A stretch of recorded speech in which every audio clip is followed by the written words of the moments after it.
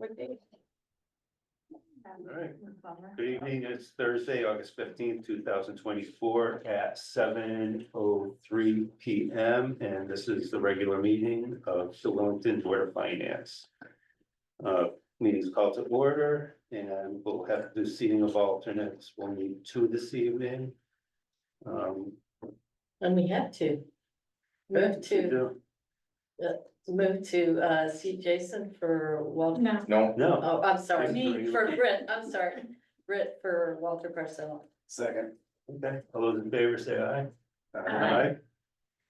Okay, Move to see Melissa for Jeff Prushak. I believe she's been in recent touch. Yes. we have a second for it. All those in favor say aye. Aye. Okay, unanimous. So we'll move on now to the approval of the minutes from July 18th, 2024. And does anybody have any edits that they would like made? I just had a one-word one. I think it's bottom of page 7, although it may be page 8 on the screen. It's indirectly quoting me. It says, it's talking about, people not receiving the information for the budget, not receiving the narrative. In that third sentence, they do not understand the document with figures. Would you add figures alone, just the word alone? Thanks. You know, one other change is on the front page, it says special meeting with a regular meeting. Thank you, Ralph.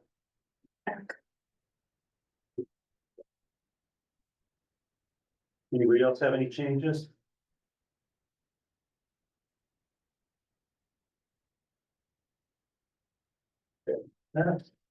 All those in favor of accepting the minutes as they've been edited, say aye. Aye. Opposed, nay. Any abstentions? So unanimous. Next, we will move on to present to speak. Public participation if desired and encouraged. Speakers will be limited to time and appropriateness of comments. To maintain progress, stay on topic and maintain decorum. Do we have anybody who's present to speak? Peter? Good evening, Peter Latintrich, 97 Trask Road. I wanted to renew my request of you guys from the last time I was before you, with respect to the budget process that's coming up fairly soon. This fall, and I'm hoping you can change that process and have a better schedule that would allow the large budgets to be put forward first and early, so that we all get exposure to those. And then allow more time at the end for the public hearing and the town meeting, and making those two events more collaborative, so that if the townspeople want to make a change, we're not told, well, there's no time to do that because we have to move forward with the statutory process. You know, and I think it would be good if people come to those meetings, understand the budget, and if we need to do something, do it then versus having referendum defeats as we've been experiencing. So I encourage you to consider that and implement something along those lines before your budget process begins. Thank you so much. Thank you, Peter. Do we have anybody else present to speak? No? Then we'll move on to old business, and there is no old business. Going next will be new business. Number 1 is the July 2024 financial report presented by Donna Lipinksix. Yes, Donna. Thank you. I have a one-page summary in your packets. It reflects the revenue and expenditure for the month of July.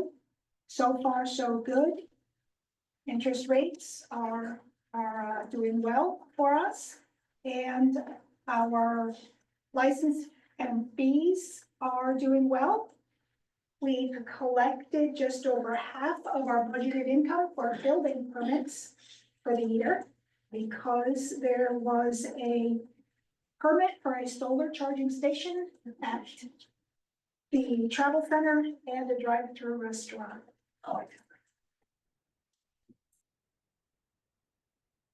Anybody have any questions for Donna? The only thing I wanted to mention is that yesterday's news about the inflation rate dipping below 3%, it's at 2.9. Also points out, of course, the Fed's gonna be meeting September 17th and 18th. And interest rates are poised to rise then. So I just want to be sure, because you had those reservations during the budgeting, Donna, a little bit about how much we should accurately put in for interest income. I don't think that's going to, it doesn't sound like it's gonna be a really high, increase, but I'm just thinking we still could monitor that, and I don't know what our process is on forecasting or reforecasting during the budget year, but it's at least something that we ought to be aware of. Anybody else have any comments or questions? No, we'll move on to number 2, under new business, which is an update on emergency services building committee presented by Andy Marco.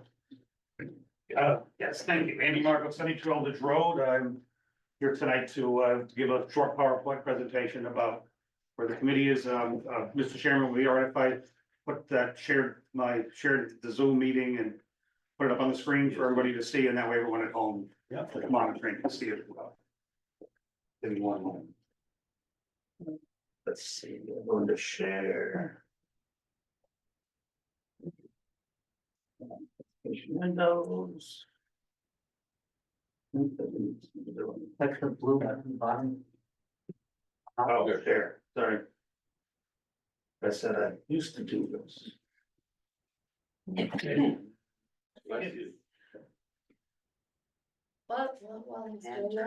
Should we add in the guests in the room that are related to presentations and stuff for benefit of I'm sorry? recording secretary? Oh, this is separate. Oh, okay. I was just wondering if you know everyone in the room who's here for on other issues. Yes, for the most part. You do. I will Okay, ask. good, Thank you. good. All right, thank you. Tonight's presentation is hopefully going to answer some of the questions that were presented, asked at the last Board of Finance meeting where I spoke. What I hope you learn from this tonight is how the committee was formed, a little bit about the fire departments and emergency services in the town of Wellington. What the committee determined their mission was, what our charge was. And we're going to focus on the firehouse buildings, because that's all we're talking about, particularly Station 13. And and then what our recommendations are on how to move forward. I have asked members of the committee to chime in case I go astray or lose my way, so, all right. All right, Wellington's emergency service response consists of 2 departments, Wellington Hill and Wellington number 1. This presentation focuses on Wellington number 1 and the station at 426 River Road, Route 32 in Wellington. All right. Station 13 was constructed in the early 1980s through funds collected by Wellington number 1 department and in concert with the town of Wellington taxpayers. On and around the fall season of 2022, department staff experienced cold and flu-like symptoms that seemed to coincide with activity in residents within the Station 13 building. Air quality testing in February of 2023 revealed high levels of Aspergillus penicillium mold, and human habitation was suspended. The town agreed to purchase a 5th wheel camp trailer to temporarily house full-time staff until mold remediation was conducted. The mold investigation revealed that mold had infiltrated more of the building than initially believed. The rear wall insulation had to be removed and all partitions and Drywall and finishes and all finish had to be removed. As well as all sheetrock and insulation of interior partitions. Mold remediation was conducted and subsequent test levels determined air quality was good enough to allow use of the building, provided that the ongoing water infiltration that caused the mold was eliminated.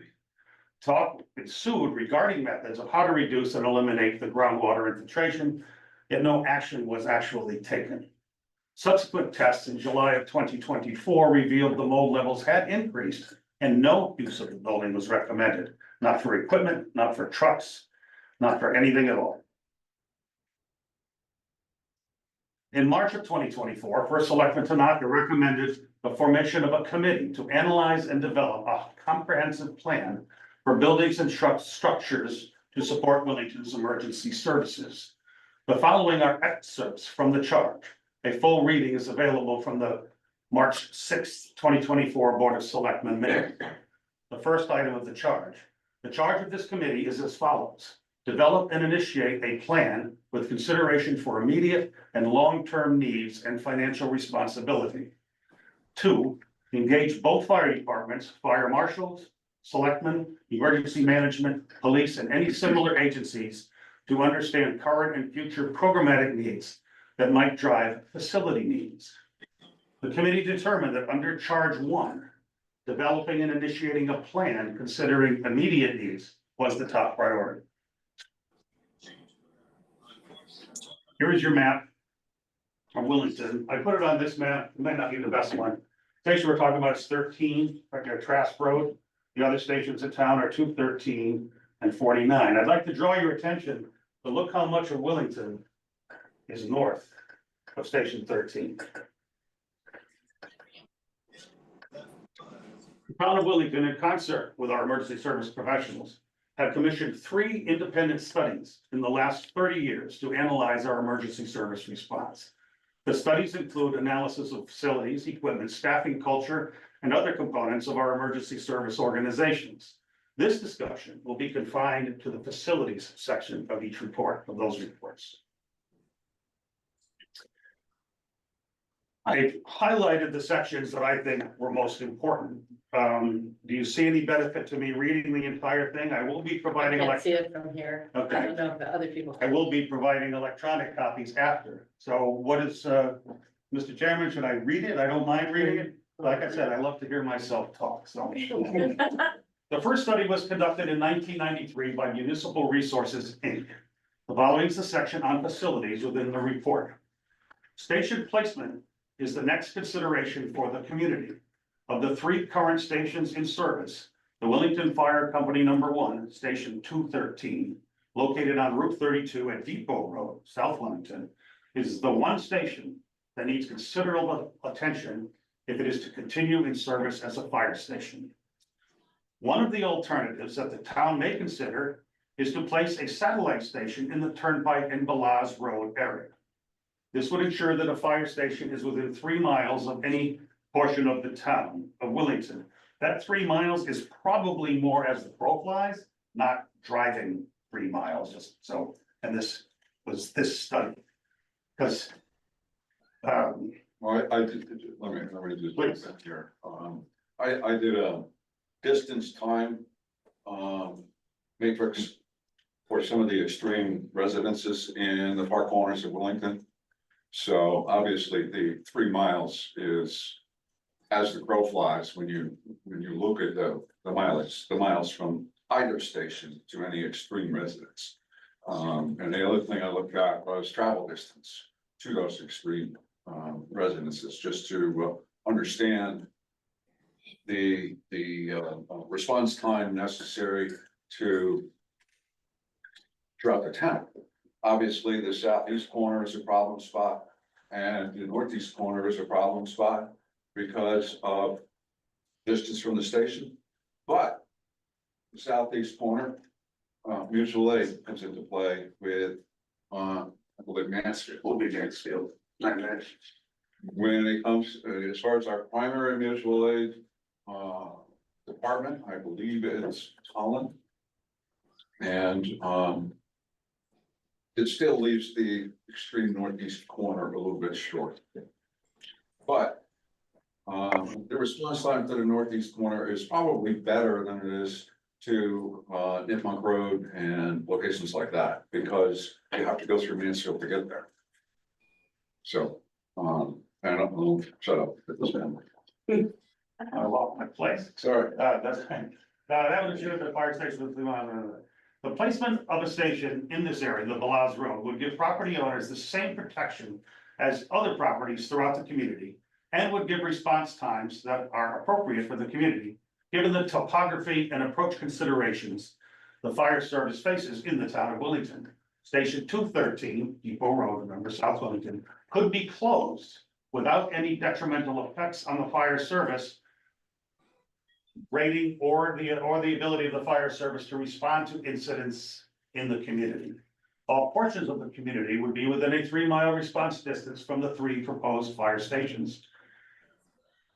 Of course, the community would continue to meet its water supply demands through the development of a number of dry hydrants and marked water sources, and would continue to place emphasis on training and response procedures for the fire service, dealing with portable holding tank operations, tanker shuttles, and large diameter hose evolutions. The current standard of both fire companies responding for initial attack with a well-supplied, fully functional engine with a large quantity of water available would not be adversely affected by the recommended placement of stations. Municipal Resources 1993. Now, clearly that wasn't done. A new station was not built. They made improvements to Station 213, but overall, there wasn't, just that we commissioned a study, we paid for it, they made a recommendation. And for various reasons, that wasn't an option. And I think this study, this analysis was done 31 years ago. Right, this is all 93. The next study was conducted in 1999 by Field Service Inc. The following is their facilities report regarding stations 13, 213, and 49. This is quite long. Are you all right with listening to me? That's all, yeah. Yeah, you're okay? Everybody's, all right, good. What is Wellington Fire- Yeah, mine wants you to stop. What is I'm not surprised. that supposed? Okay. Wellington Fire Company number 1, Station 13, is a modern metal frame, metal roof, metal sided insulated building built in 1980. It sits back from Route 32 at Trask Road with a large paved, open and grass area to the front. Originally with 3 truck bays. To the front, a 4th door was added, creating a 4th bay that when used takes away from meeting and training area. Across the rear of the 40 by 60 room, across the rear of the entire building, are rooms that create 2 offices, common small meeting room that currently has 2 fold-away bunks, lavatories, mechanical, and kitchen. There is storage above these rooms that isn't adequate, isn't easily accessible, and doesn't look good. The fire company would like to add to the north side of the building to create offices, a meeting/training room with sleeping area above. As part of a capital plan, the 4-bay apparatus section of the building is adequate, and some use can be made of the area behind the shorter trucks for rooms and storage at the ground floor level, with mechanical areas enclosed above. If other accommodations between the companies work out, a large meeting room may not be needed. A new single bay with a full depth on the north side would house new offices, a moderate-sized meeting training room, and 2 two-person bunk rooms. Lavatory, shower, and kitchen area could fit in the existing rear. The original building is 20 years old. With any addition, the existing roof should probably be replaced and the existing siding evaluated.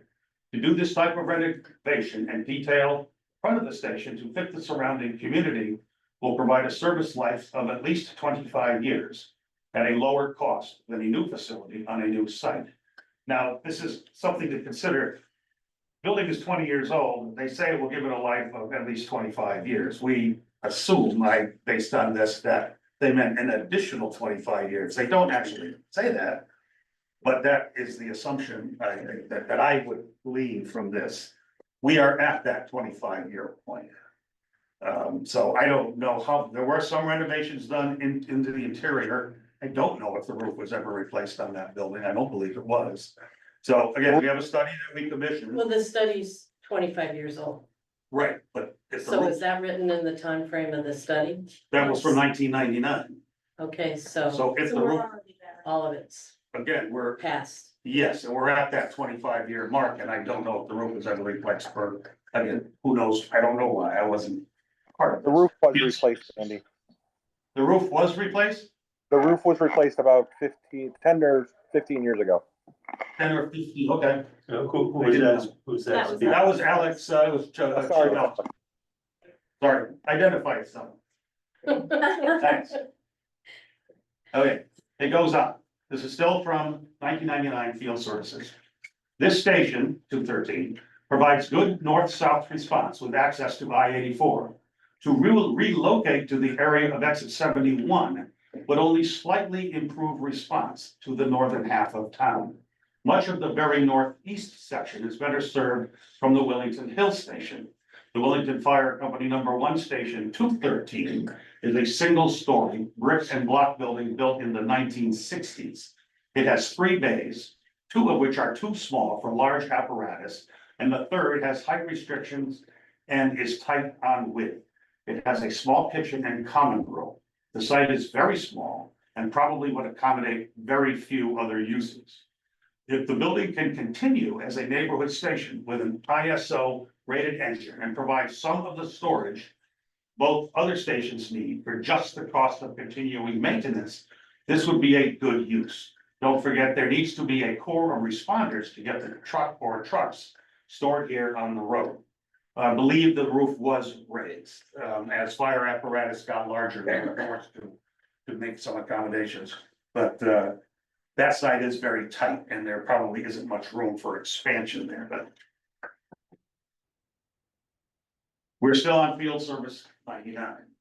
Wellington Hill Fire Company Station 49 is housed in a single-story wood frame masonry-faced building that has been added onto several times. The property is confined and immediately adjacent to a residence and one of the town's schools.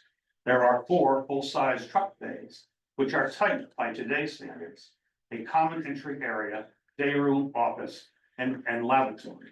Further, an entry hall leads to a large meeting room with kitchen to one side. The facility is well used by the community and with common parking and proximity to the school complements its neighbors. The building, although in good repair, shows signs of age. Its core area needs to be rebuilt. And although tight on its footprint, on the site, a small addition to the rear of the apparatus section and or the front of the office entry hall could allow the continued use as a fire station community center for 20 to 25 years. Again, we're in 1999, we're at that 20 to 25 year mark. From a capital planning perspective, this is the first fire facility that should be considered for a new building. It would mean a new site, which should be secured before too many years pass. The new site should have as good access as possible to the north, south, and east-west roads in the south central part of town as possible. Field Services 1999. Again, study was commissioned, that was their recommendation. This study said station with the Wellington Hill Station should be rebuilt, the other one said south building should be abandoned, so. Different studies, different courses of action. I know that the Hill has done work on their building over the years to make it more viable. Again, 20 to 25 years, and here we are, 20 to 25 years later. Andy, Yes, when it says the South Central, what road is it talking about? I don't think they're that specific. I think they just say the south central part of town. They didn't go any further. They didn't, Because, I mean, right now it is sort of South Central. yeah, again, I'm just like, Study what's it. more south and central than right, that? I don't know. that was the facility section of that study, and that's where it kind of ended, at least for what I could interpret. Yeah, I didn't see them naming a road or an area. I mean, South Central is, I don't know, maybe. I don't know, down here, where's South Central, down here somewhere?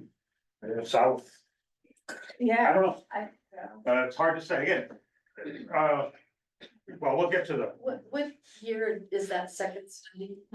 this was 1999, So both of them were? and one was 93. The first one was 93, Field Services was 99, and now this is Castle Booze. I found this study to be very difficult to read. It bounced around, I mean, these things are all available, they're public record. And if you need links to them, I'd be happy to share if you're into it. You can send those to me. I sure will. I'll forward them. That's fine, I'll make sure that happens. It almost seemed more like a wish list, I mean, it was like, all the lights should be new and new outlets, and I mean, they went on and on and on. They had one section where they had a list of recommendations, but, well, I'll continue. Yeah. This is recommendations. This is the, Castle Booze, Castle Boots, yeah. yeah, it's 2013. 60-something A pages. lot of superfluous stuff. Yeah. So here's, they just highlights, provide an automatic sprinkler system, all right, provide code compliant door clearances, provide code compliant door hardware. I don't think they were out of compliance, they're just throwing, the building was not out of compliant, and yet these are their recommendations, as if there was something wrong, and it doesn't. Well, I seem to think be at the case. at the time, they were planning for the addition. And then I think the thinking was, when you put the addition on, you have to bring everything else up to code. Okay, that would probably make sense. Yeah, I mean, there's whole drawings, plans made up for this addition. Yes, that is, you're right, okay. Anyway, you can read that, upgrade locker facilities, and upgrade signage. And then this was the summary, this was one of the summaries, it was kind of hard to follow. But it's important to, this is Castle Boost 2009 continued. The site does present opportunities for the expansion of the existing building or the construction of a new facility. The vehicle staging maneuvering area along the west side of the site is excessive and could be reduced, providing additional space for building expansion. Reorganization of parking areas would also provide additional site area for redevelopment. Limited area could be captured along the east side rear of the facility, however, potentially costly retaining of the slope would be required for any significant development within this area. Want to pause there. Based on what I know now, I didn't know that the Wellington Fire Department land ends before the flagpole, where the flagpole is actually on state land. I have to conclude that this study probably assumed that the fire department owned all the way to Route 32, which is not the case. There's the pavement, some of the paved area that the fire department uses is actually on state land. Now, Peter Latinchis has taken the lead on working with our elected officials at the state level to see if that land could be acquired. I think it's the word we're using. Yeah, well, Along with personal. I did a site plan, Station 13. And the right of way from the original Route 32, before it was realigned in the 1960s. And that property line is almost halfway between the front of the building and the island. So about half of that pavement in front of the building is on state property. So what we're trying to do is to convince the state to cede some of that property back to the town of Wellington, so we can have a more zoning compliant site plan, number one, because that's what constricts it now. And we waiting to see how that's gonna go. But the DOT is usually, at least from what feedback we've gotten, they're usually pretty reasonable at adjusting their right of way to suit adjacent properties, particularly government properties. So it goes on to say handicap parking area spaces, including the delineation of an accessible route to the facility should be created. Provisions for enclosed screen storage, parking spaces, so there was a lot of, the list was pretty extensive, and then it went on to talk about electrical, plumbing upgrades, signage, roofing, windows, basically replacing. And I think some things were upgraded as they saw fit, but certainly not everything was done, and again. Each study had recommendations that were not implemented in their entirety, budget constraints, property availability, money. And the general conclusion, now this is important, the general conclusion of all three studies, the theme was that emergency services were not being compromised by the current building and equipment layout.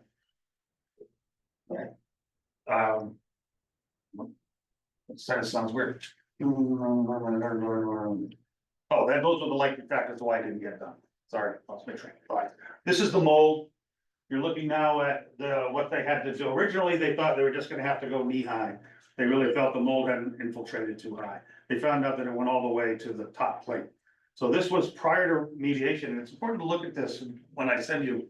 The mold it doesn't look like, it's not like mold growing on the food in the refrigerator. I mean, it's subtle, it's insidious, and it's all over the place. My refrigerator. I realize. None of your refrigerators will ever have. it. I largely live alone. Well, I can pull some science. So. The mold was a lot worse than people realized, but it doesn't look like much, but it was enough to actually make people physically ill. And that's kind of what, now I forgot the name of it already. Aspergillus penicillium. That's the one. That's so. Bad news. Okay, so the town is now at a deficit for protective services due to Station 13 being rendered inoperable. So you're looking now at the town, if you look at the map, Station 49 is the closest one, the emergency vehicles are now housed at the town garage. The main stations are at the town garage. One of the ambulances at Station 213 in South Wellington. The other one is housed in Stafford. They have to be protected. They have to be in buildings. They have to be. Yes, and the primary ambulance, the one that's utilized currently. The second one is a spare, that's the one sitting in Stafford. Right. And the one at Station 213 is the active ambulance for the entire thing. Alex, Chief Moore stated that they will use it. You know, if there was a need for that second ambulance, and staff was available, they would send that out. And I believe we learned that they will kind of swap them out to make sure that they're both operational, because you don't want to leave these vehicles just not used for months at a time. You would have to speak to the chair of the committee, not me. Hi, I'm a concerned citizen who definitely isn't related to him, and I have a question. Can I ask it? I'm not good at Robert's Rules of Order. Sure. You have to state your name, where you live. Hi, I'm Andrew Marco. I live at 72 Eldridge Road. Could you point to the town garage on the map, please? Sure, yeah.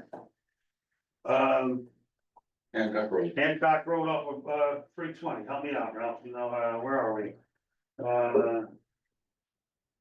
That's Jared Sparks. Right there. On the map, it's right there. It's slightly north of, it's where the transfer station is. You know where the transfer station is, you know where the town. So if you know any of you that use the transfer station, that's where the town garage. That's, sorry to interrupt, No, please. Pete Tanaka. I talked to Troy, they will only be able to house that engine for another couple months, and then Oh, they'll that's right. need the space for their Right, snow removal equipment. because it's in the garage, right? Yep, and they, you can't have the tankers freezing. No, Okay. So the town is now at a deficit for protective services due to Station 13 being rendered unusable. Analysis, research, and funding for any new construction would likely consume a 3 to 5 year window. The lack of emergency service response to that length of time is placing Wellington residents at risk. That is unacceptable. The Emergency Services Facilities Building Committee is recommending that a portion of the analysis and research funding be reallocated to support making Station 13 an active, usable emergency services station. And that's it. Are there any, so what we talked about today, we talked about the committee that was formed, the charge of the committee, a little bit about the makeup of the buildings in this town, and what the committee's recommendations are. I want to talk briefly about studies. Last time I spoke under President to speak, the Board of Finance, I don't remember who said it, but I think more than one, suggested that a new study is probably appropriate to get. The committee agrees with you. We think a new study is appropriate, and we should spend some of the money that was allocated for research analysis just to that. Excuse me. I talked with, Mr. McCoo. Yep. before Mike, the- if those member, Yes, Mike McCoo is a member of the committee. He's also a member of, the Hill Department. The RFP for station location study is in draft form at the moment, currently. He hopes to have that ready to go, by Monday. okay, So we're gonna pursue getting some proposals regarding a station location study. that will at least give us some sense of what the real cost of that study is going to be. But in the interim, regardless of that, we have to reestablish the kind of, particularly ambulance service, but the kind of emergency services support for the town as quickly as we possibly can. We would like to see Station 13 at least be capable of storing the apparatus and the equipment. Obviously, with all the interior removed, it can only function as a garage, which is one of the reasons for the camper that we have there, is so that the night crew have a place to sleep.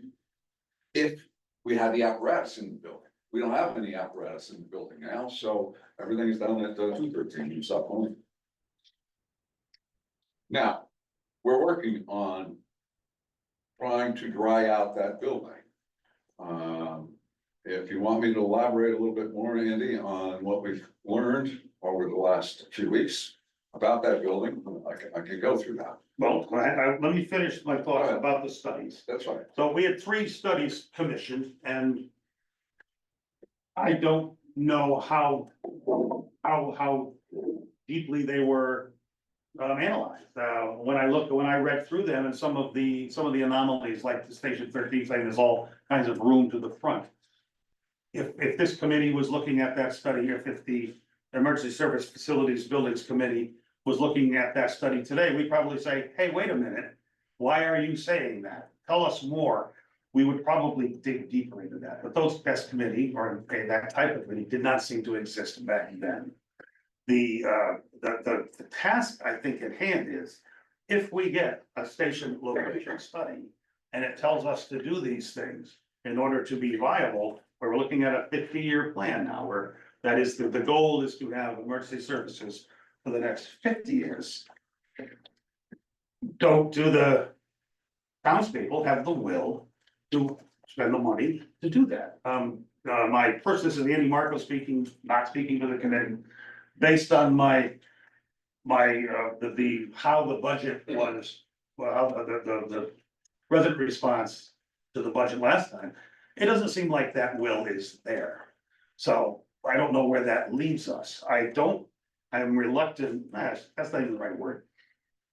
I'm curious, when we get this new study, what are we gonna do with the information? It's great to get a report, but if we don't use it, then we didn't really gain much from that report. Now, the other reports had things to say. They all said the buildings need to be heavily renovated in order to be viable for the next 25 years. That probably hasn't changed. That I would say that sentence is as accurate today as it was in 1999. So that, I think, is a question that all of us, the residents of the town, really have to think about. What do we want to do? The overarching theme that emergency services were not compromised based on the current positioning and buildings, I think is encouraging. But that was predicated that Station 13 was viable. If any of those studies today, if we're only 2 fire stations, I don't think the report would have read the same way. There is quite a bit of work, as Ralph was alluding to. There was quite a bit of work done about the water infiltration. Are you interested in hearing that? Yeah, that was actually one of my questions. Then I shall sit. Okay. Yeah, if you don't mind, I'm just gonna sign. I'm getting too old to stand up to one. Obviously, we had water infiltration. The cause of that initially was not clearly understood. And we did the remediation after stripping out the finishes inside the building. And we thought we were good. We had a follow-up air quality test done, or the fire department did, and that cleared the building. So we just went merrily on our way, assuming that we could at least hold out, store apparatus. And we would house the overnight, one of the overnight staff in the camper. Well, more recent follow-up test, air quality test, as Andy had previously mentioned, showed extremely high levels of airborne mold spores, making it not only hazardous for human habitation, But the fact that these are airborne, it lands on every piece of equipment and clothing and apparatus inside that building. So putting the apparatus back in the building as just a garage is out of the question. So, we did some exploration of the underground plumbing. I ran a camera up, this one storm drain that was abandoned many years ago. That seems like it could be a viable way to discharge some groundwater. We did some poking around, excavation of the drains for the downspout, and found that they were plugged. And that may very well be the reason why the groundwater immediately around the building has stayed at high levels and actually infiltrated the building, because it can't go out through the downspout drains, stormwater drains, and foundation drains. So we have two choices at this point. And I think the first and probably least costly one would be to expose some of this plumbing around the building, the foundation drain, and get Roto-Rooter to come out, clean them out, and see if we can get effective drainage by doing that. If not, I developed an alternative groundwater drainage plan for the building. That would, I believe, lower the groundwater table, as well as provide separate plumbing for the downspouts. One thing that's bad practice, and it used to be done all the time, was to connect downspouts to the foundation drain. That is a stupid thing to do, because all of the debris that lands on the roof gets carried down into the foundation drain. Foundation drains are generally put in level, they don't have a lot of pitch. Consequently, there's not a fast enough water flow to keep them clean. And the debris builds up and plugs, which is what we think has happened here.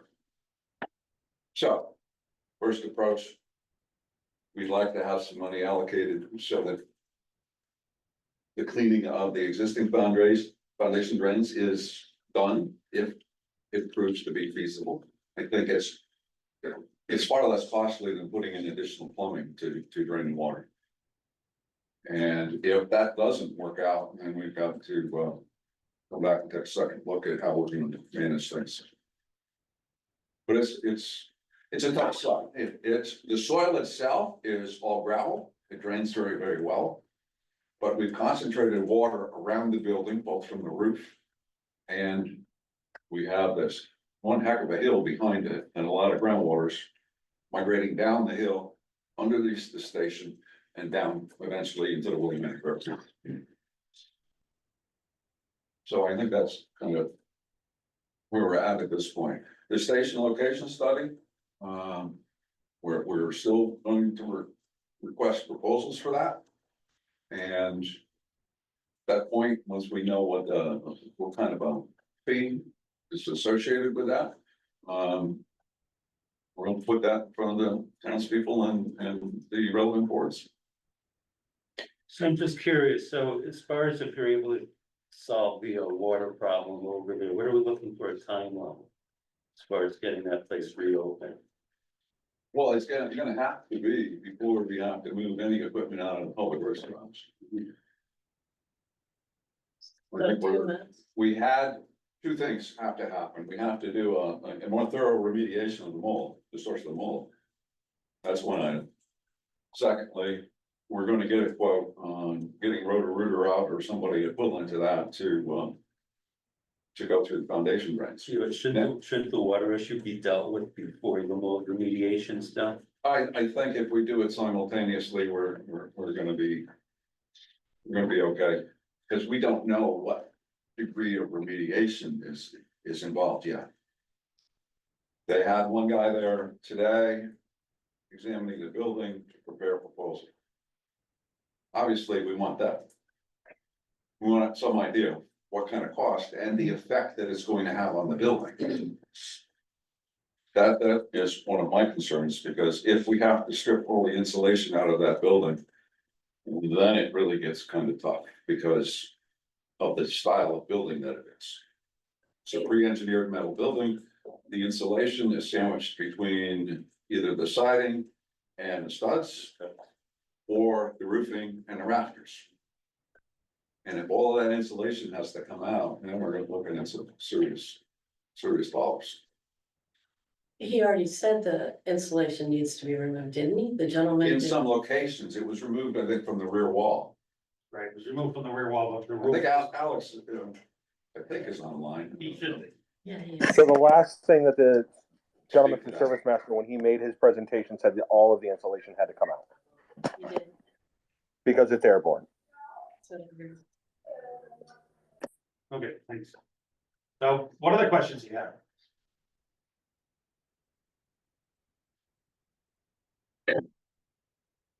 I am wondering. So. The first remediation that happened, seems like it was very minimal. But everybody thought at the time that that was all that was necessary. We get a green light from follow-up air testing, Yeah, the fire department. but the drainage wasn't fixed. No, Well, no, because at that point, we weren't sure what the cause of the water infiltration was. Okay, As time went on and we started exploring and poking some holes in the ground and getting an understanding of the drainage in the area. That's when we so started to are you realize. sure now that that's the problem though? Sounds like, it uh, sounds like we're kind of at the same place where we're not really sure what's gonna fix it. And we're not really sure how much we need to tear out of there.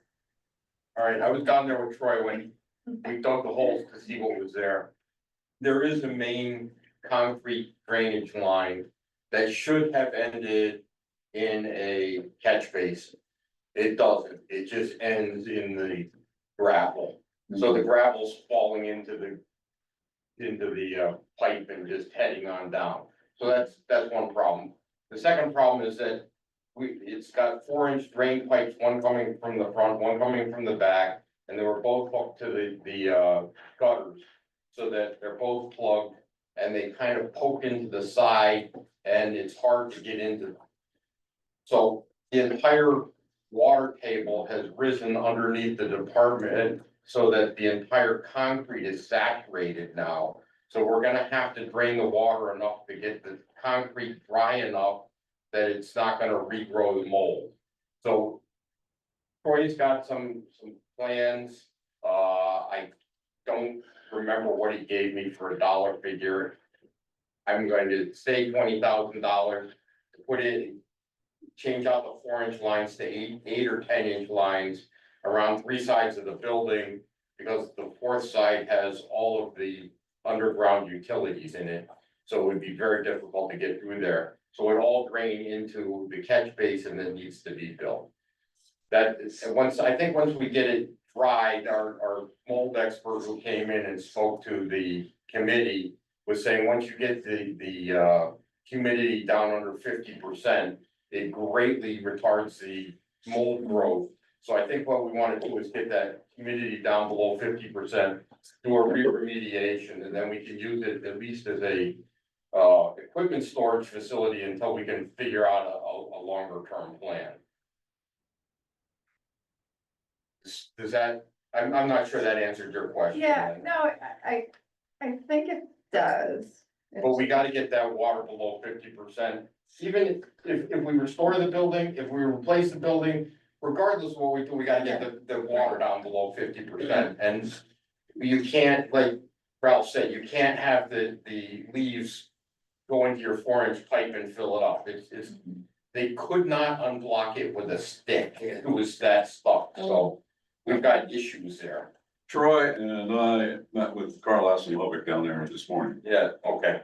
and this is consistent with what Carl is suggesting. Yes, let's make a first attempt to see if we can reinvigorate the existing foundation drains. The downspouts may still connect to them, but it buys us some time and it's gonna help dry out the building as long as everything is functional. If I remember correctly, the guess on trying to restore the current lines was about $2,000. That's along with Public Works doing their part with the new excavator you bought. You meaning the Board of Finance.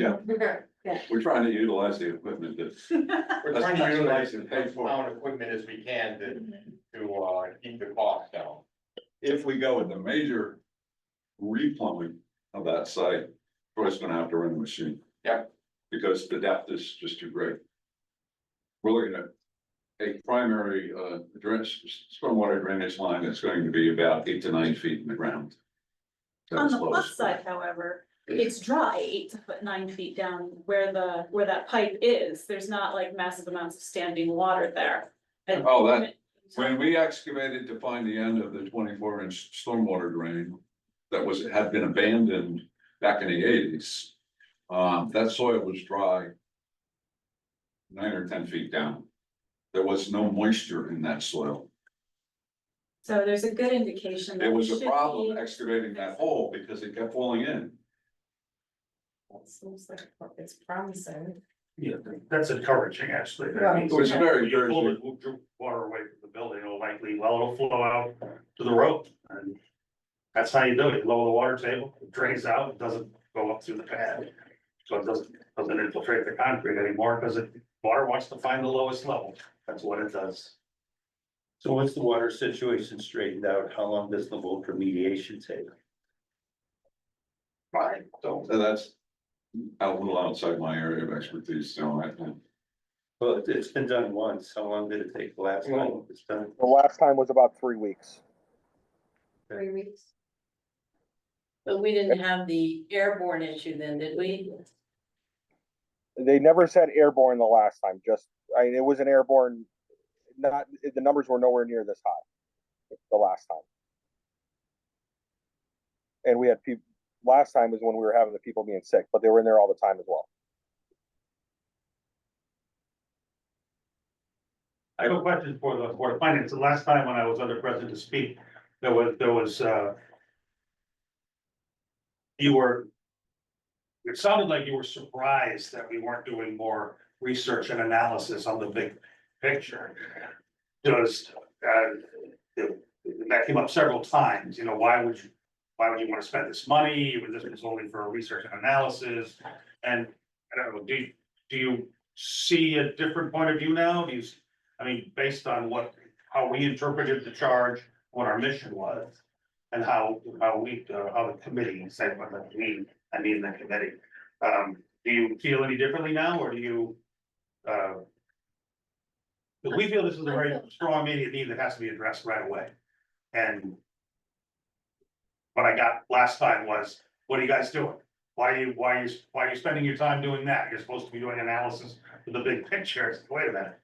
So this presentation was some sort of to set the stage about where the committee was, where we're coming from and what, and particularly the emergency services personnel. This is all new to me as a resident. It's all brand new information to me, but clearly the firefighters are concerned about meeting the needs of the town based on the situation. Peter? I just want to underscore what Andy is saying. I think I reflect what the committee is doing right now, when Andy's saying that we want to prioritize Station 13 because it's an immediate problem. That doesn't mean we don't want to move on immediately to looking at the larger picture that Andy described as soon as this is behind us.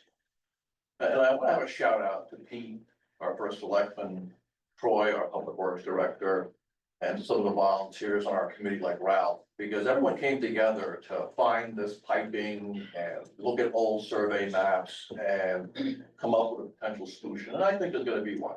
Logic dictates that if we stop the water, the mold's gonna go away. We don't know that for sure until we test again after the remediation, but everyone's working together to make this happen. At the same time, I recognize you folks are the custodians of our town's money, and that's an important role, and I always feel good about that. So I hope as you consider this request for funding, you see that we're working together, we're utilizing the town's resources, and you might also consider that the fire department both support this, both departments support this effort. And I would say to you, you might consider redirecting some of those funds that are under that are under your jurisdiction. There's $30,000, I think approximately right now in CIP for, I think, paving the parking lot at the church side of Wellington Hill Fire Department. And I'm thinking that's probably unlikely to happen, given we're looking at reconfiguring the facilities. I wouldn't want to repave that parking lot. But you might want to use those funds for what Troy's talking about, I'm sorry, Ralph and Andy are talking about tonight, or other efforts moving forward. So think about the fact that we've already saved money. Think about funds that are available that we have for the fire departments that can be better used than the purpose they were probably intended for in past CIP requests to get where we need to go, so we can focus on the big picture. Seems, If I could just add, oops, sorry, is that Alex? it is. I just wanted to point out, there is $30,000 that was slated to be used for the driveway aprons at the 426 River Road Station. That would be appropriate to reallocate if you guys would allow that. The aprons were never, we had the What mold is it issue. For aprons I think it's Fund 17. Donna would have to check that just to verify, but I believe it's Fund 17.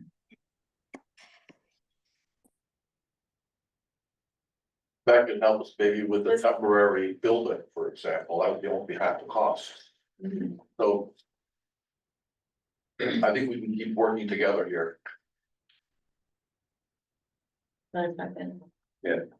Okay, I'm having like existential questions almost, I'm hitched up because this is sort of microscopic, sort of laser approach to myriad issues that haven't been, to my mind, addressed or justified or rectified. One is, I'm not at all sure that I'm buying in, even more so after this, about the viability of that property. It seems to me it's got like myriad issues that are not short-term issues. One is, we're still grappling with how to figure out the drainage, how to figure out the property possession based on, some state ownership of half the frontage. I don't think it's a very big footprint to begin with. It certainly doesn't imply that it could withstand a huge new building. We're also talking about this like we're in a continuum with these old studies that are woefully outdated. For instance, Wellington One's building has a 40-year lifespan. It's a metal building. We're beyond that. Wellington 13. So we're talking about this building like we're gonna patch this building up and reclaim it and remediate the mold for the second time, by the way, in months. And this time it's a worse case. All of that, I mean, we've already spent a lot the first time around on mold when it was not airborne and it was not fully compromised. Could I just finish? It was not fully compromising the insulation. And so we did not remove the insulation fully then.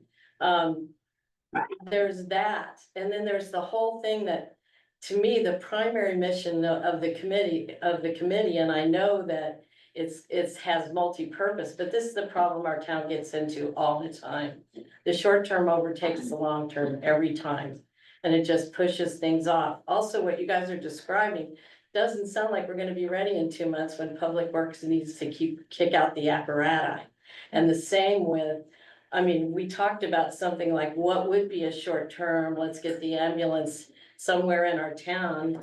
What would be a short term workaround? Station 213 does still have some viability. Is that the building that we look at to do something short term if we're gonna go short term? I know there's some people who feel, several people who feel like that we could enlarge that building to some degree. It would be, the figure I heard was to the tune of 50,000. It may be more than that for another entrance so that you can separate the quarters for male and female firefighters and ambulance workers. I understand that. And I know there's limited space, that there's only room for one truck and one ambulance there. I understand that. But we're talking about completely having to re-outfit, buy another, trailer that once it's all hooked up and everything is probably 80 to 100,000. And then we already bought one for 13,000, 6 months ago or something, we authorized that. I feel like, and we're still nowhere closer to, like, these studies, it doesn't sound like they really looked at where's the lion's share of calls, and even if they did, the town has changed.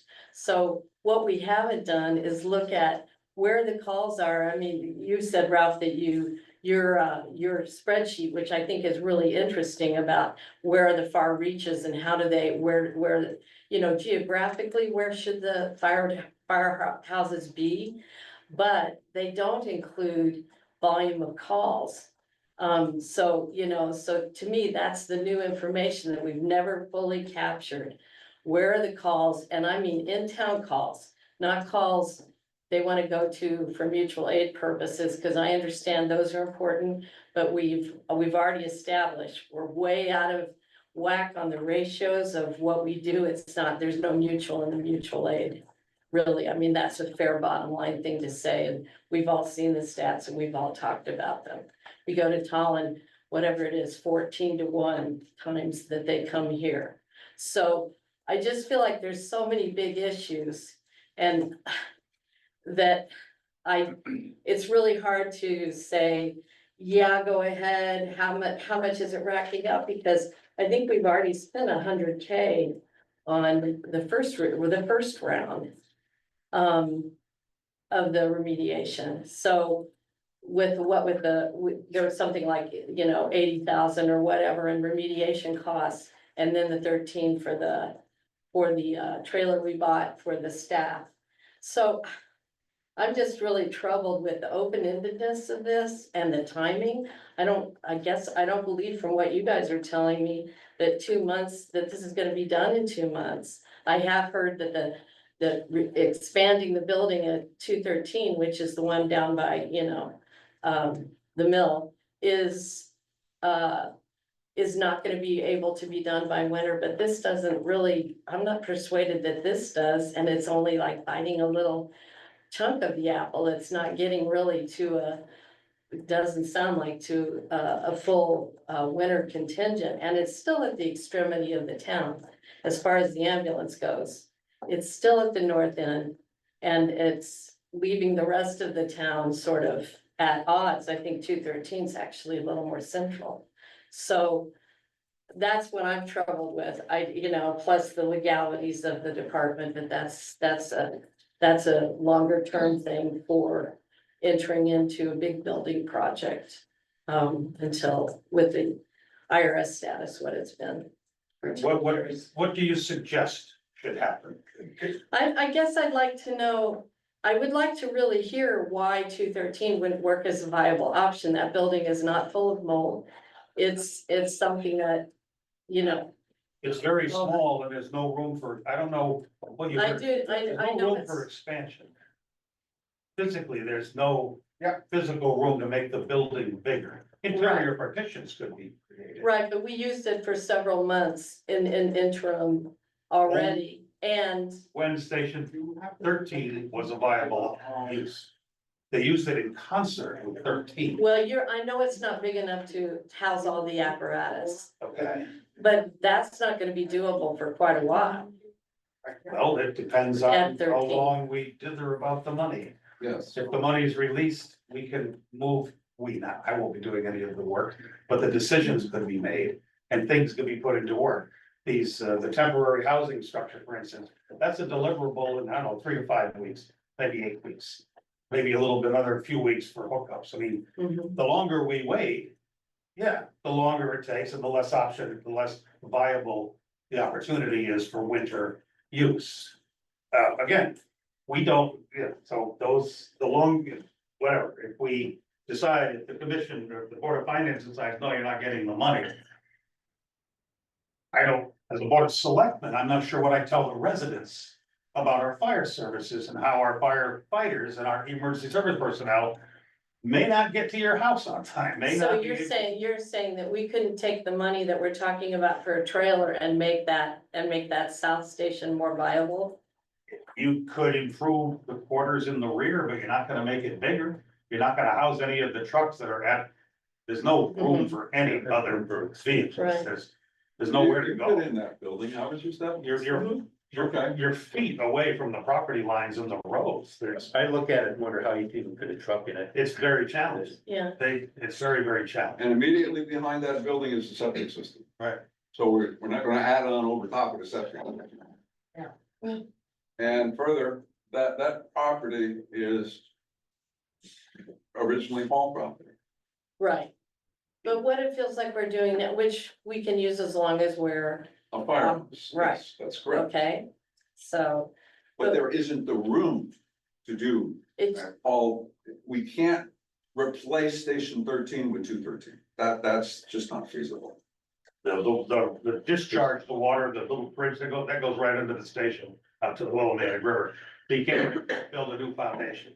The foundation was built over that aqueduct for lack of a A portion of it. Yeah. proportion. Andy, if I may, I'm really glad Stephanie's asking these important questions. And I think we did get data from the fire chiefs that if we can't put the rolling stock back into station 13, for whatever reason, the alternative cost for, I think they call it like a renting a firehouse. Firehouse.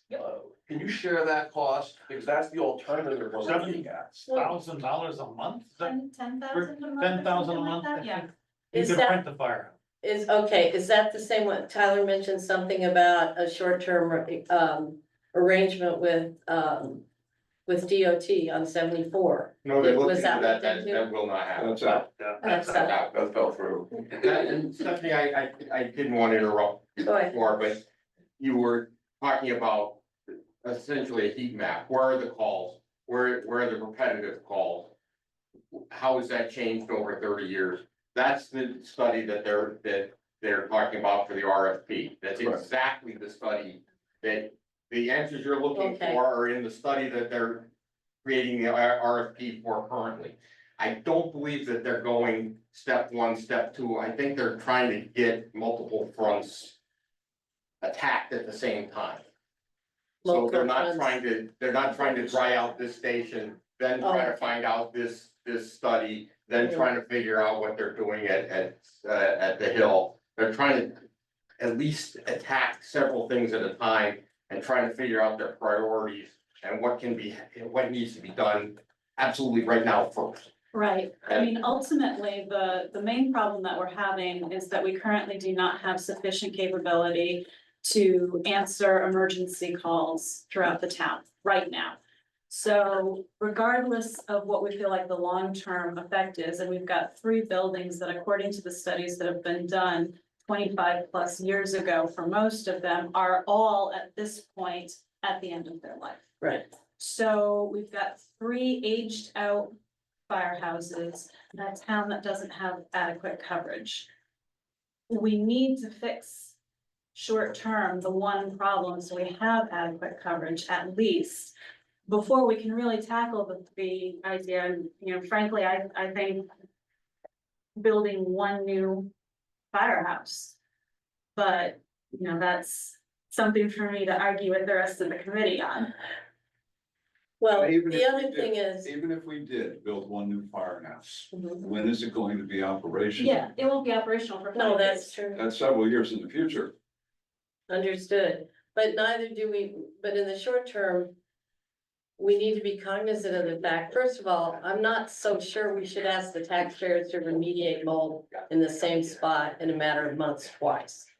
I'm not at all sure that I think the fire department has to bear some responsibility for that.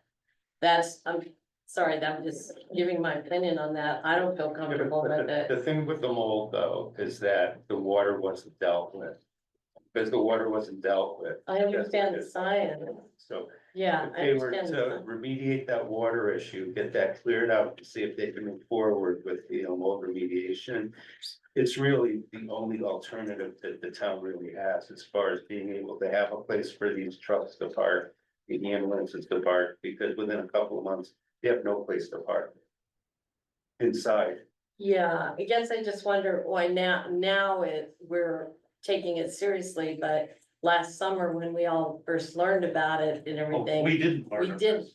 We We- didn't, We didn't. We didn't, I didn't know that. we did too, we We went to the didn't know open house. We appropriated You were money for it. there, we went to Last- the open house. Okay, all right, last, but. Yeah, all the But the candidates committee, went, the you know. committee hadn't. The committee had, The committee was informed, but the That's why I fire didn't know. department knew. okay. And, you know, I mean, I'm just saying, if you have that problem in your house, aren't you emptying the dehumidifier every day? Aren't you on it?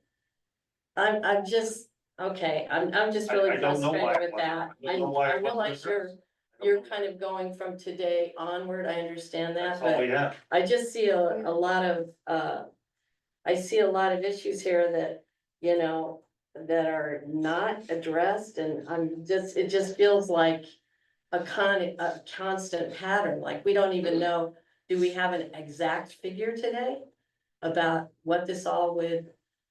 No, How about a guess? You have a guess? A guess. for Troy's gonna give us a budget.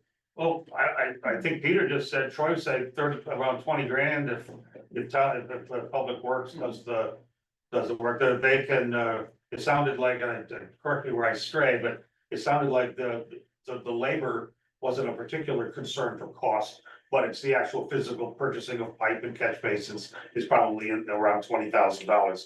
Gravel, backfill, all that stuff. If they do which I understand to be the full tilt, dig down all the way around, put a beautiful curtain drain in, new pipes, new stone, lower that water table down 6 to 8 feet, well below the depth of the poured pad. And then probably some creative landscaping on the utility side to pull the water away. For whatever reason, that pipe must have been doing something at one time. And then during the expansion of Trask Road and the paving of the parking lot, it was deemed that maybe it wasn't important. I don't know who made those decisions, we were part of them. So, Heard about that too. we may run into where the building becomes unusable, and that's a whole nother conversation. But, Well, that's where we're at right now. that's where we're at right now, but, So the choice is to make it usable for at least a short term. yes. And in addition to that 20,000, if that's what it is for the site work, the inside remediation work, I think they said something Our- around $50,000. 50,000, Well, he said 50 to 70. Yeah. there still needs to be electric and That's stuff what that is. inside the That's what building, that because is. you need to have heat. And there is electric inside. That's all functional. So so in the end, it's just gonna be a shell, a steel A shell steel heated shell with some. with a dehumidifier in it. And Big old okay. dehumidifier and a heated shell. And we would How be able much to is heat it that? without the insulation, Yeah. or are we replacing all that insulation? I've heard, but, good question. I think 55 degrees, is that what they said, the building, the Yeah, it trucks needs need to be at least at 55? I think we could probably, but we just gotta keep the water in the trucks from freezing. Yeah. And we can't have them cold enough so that they go out. And we try and hook up a line to it, the water freezes once it hits the pumps. We can't have the It's temperature. gotta be about that low, 50 so. degrees at least, so. Yeah. Now, do the trucks have heaters in them for keeping the water warm? That's a question for Alex. Alex, They do do- the trucks have heaters in them? They do not. They're not, no. Okay, that answers that. Steph? Also, temperature wise, I just want to address this before it goes away, we're talking about 50 degrees, 55. But I distinctly remember at the meeting that Ryan, what's the gentleman's last name? The air, yeah, Ryan Mason, that it was a very small amount and it started at 68, I thought. 55 is just the temperature that we need to keep the trucks at, so that there's no damage to them. He's talking about to keep the mold spores. City level. from- 50% humidity was what he had said. Okay. Okay, When he was talking about the temperature Okay, at gotcha. which mold would grow, he He reminded us said- that it grows in our refrigerators. My refrigerator's 35 degrees, so okay, it grows very, very. yeah. So I was looking at here, I can't. It grows on snow. Yeah. Yes. Yeah. So, I want to add That something else, persistent if mold. I can, while you're looking at the cost impact of this, because you are the Board of Finance. We are, as a committee, talking independently with our representative, Nuccio, and Senator Gordon. It looks like there's $260,000 allocated for our project in Washington. That is waiting signature from the White House. That could be directed to some of our efforts. Separately from What that, project are you? Yeah, what project? the Wellington Emergency Services Facilities Project. That's an identifiable project now, as I understand it, Andy. I don't have enough information, Peter, sorry. That's out there and we're pursuing that, on the revenue side, if you will. And independently, both Jeff and Tammy, our Senate representatives, senators, are seeking other funding for our efforts with the temporary dwelling or a better trailer than the one we have now that only has one person. And they're working diligently on that. So we're not overlooking things, and we may be able to help the Board of Finance if something positive occurs there. And I just want to interject, Stephanie, I agree with a lot of what you've said. Okay, as far as why are we here, Again. whatever. No matter. That there's issues there that need to be addressed. I won't argue that point. I'm disappointed that these drains actually got plugged. But nonetheless, we have an issue today. We need to have a plan in place before winter gets here. Like it or not, I don't like it any more than you all do. Because it's going to, I'm gonna have to help pay for this too. All of us are. But if you want reasonably good ambulance service, we can't do nothing. And the study that you would like to see is still something we want to pursue. But the three reports that we have looked at, there, we could punch holes in various chunks of all three reports. And they're really outdated. Yeah. I mean, they're really useless. No, yeah, that's Everything's correct. changed. They're out of date, but nobody critiqued them when they came in the door either. Right, and, well, I mean, I don't know too much about the history of the studies, and I appreciate you guys doing that deeper research. I think my trust level is low as far as whatever we do, I mean, you know, I understand the short term and providing services. Part of me wants to know, all these years that we've been going, you know, Stafford is one that we've done multiply more calls, or the ratio is hugely out of whack as far as any kind of mutual aid scale goes with Stafford. It's one thing if over say 5 years or even 10 years, we've been the recipient as much as we've given or close to it, it's never hit that. It's always Yeah, but that's really, 7-1. that's really another discussion. No, you're not letting me finish. So the point is, isn't this a time where we could ask some of these neighbors? Holland is a huge example, because they don't staff graveyard shift or weekends. And we go to calls there a lot. Is there a way to ask them to, at a time when we're in need, to assist us with the possibility of operating out of some of those stations? Stafford's not that far from our north end. I'm just trying to like really think what makes sense here. And, you know, and to me, that's, I mean, we've loaned our ambulance to Vernon for a month or two. Our new backup ambulance. We've definitely loaned it to Stafford. I mean, we've done a lot of giving. And I guess I'm just wondering, is this a time where maybe we could ask for something that seems like normally too much? Like, you know, we wanna sleep on your couch for 3 years, where, so if we're not doing that. I think it's warranted to at least look at what are some of the options with the towns abutting us. That we've really been giving a large share of mutual aid to without, With your depth of knowledge on this issue, Steph, yeah. why are you not on our committee? I don't think I was sought after. I think you weren't at that meeting. Seriously, No, I'm sorry, I know you're doing everything you can and it may be what it is, but like, it's been several rounds that problems with Station 13 have come to this board. And in some cases, I feel like due diligence was not done. I mean, I certainly feel that way about the drainage and the mold.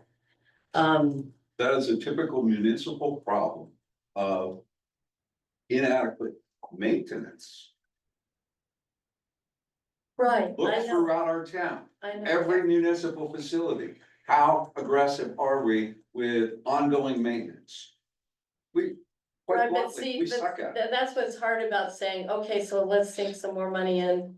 I kind of want an acknowledgement of what are we gonna do to maintain it? If we did like sink Yeah, another I think 100 grand. that's in. what I'm looking for, is assurance that we're not gonna be back here again in another 6 months or another year with the same exact problem in front of us.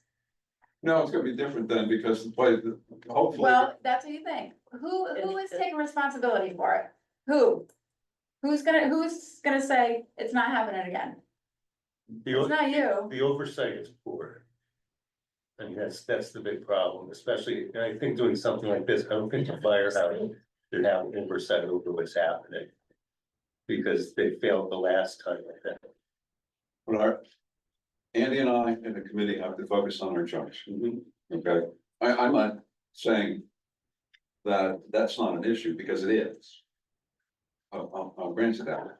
But nonetheless, we have a job to do here on this committee, and this is what we would like to push forward with, to at least get our apparatus back into a building in town, close to the people who are going to operate it. I think one of the things, I'm just having to pop in my head back to your, question about mutual aid and asking to house our apparatus in local stations. I want to say that we had brought that up in our committee meeting and, with the exception of the one firehouse in Holland across from that new metropolis of apartment building that's going in. None of them have any spare bays. Alex can correct me if I'm wrong on that one, if he's still there. I am still here. So everywhere that we look, so we did talk to Tolland, Stafford, Ashford. Tolland does, the bay that they currently have available because the truck is out, does not fit our truck. Ashford is the same. It does not fit height wise for the truck to get into. You And said Stafford- tall don't accommodate your trucks? The one bay that they had available was Okay, for their truck to come. They have a truck that, I think we're losing you, and Alex. yeah, we're not hearing you as well. Stafford's the same thing? Yeah, I thought he did say Ashford and Tallinn. and Staff, but one of our ambulances is in the only open bay in Staff.